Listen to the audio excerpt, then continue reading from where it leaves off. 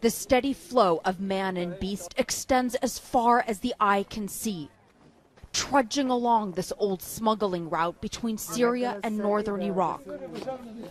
Some too young to walk or know why they've left home.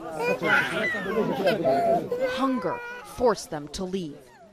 Syria's Kurds have been spared the worst of Syria's bloodshed, but they are experiencing the same crippling shortages. A man cradling his crying baby turns and says to us, "We can't live. We had to run away."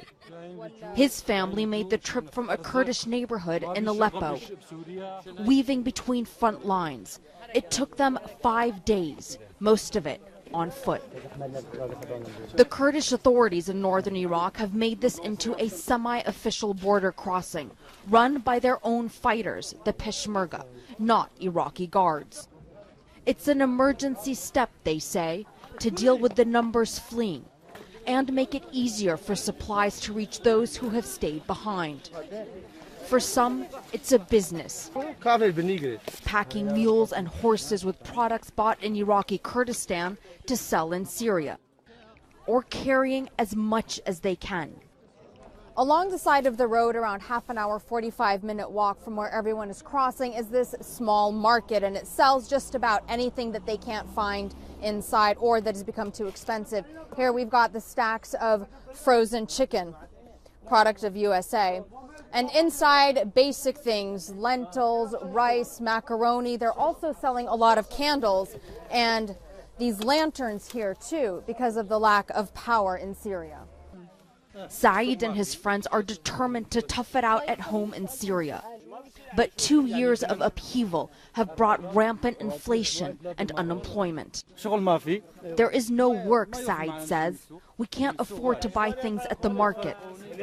So once a week they hike into Iraqi Kurdistan. So even things like this are in short supply in Syria, your basic plastic pitcher to pour water from, so they've had to come into Iraqi Kurdistan to buy it. In Syria, this costs around $2, and here it's less than $1. And cigarettes, he's bought cigarettes as well. It's far from your typical shopping trip. They want to show us how they get here. We climb a hill for a better view. So basically they're forced to take this long, winding dirt route. They can't just go straight over because they're concerned about the fact that the lands on either side are actually mined. So the Peshmerga have given them these leaflets warning them about the mines and the unexploded ordnance that exists. 24-year-old Asim's voice echoes through the hills, a song he wrote about all they've had to endure. We don't want death and killing, he says he's singing. We want peace and freedom and security. Peace, freedom, and security. A dream far more distant than these hills. Arwa Damon, CNN on the Iraqi Kurdistan-Syria border.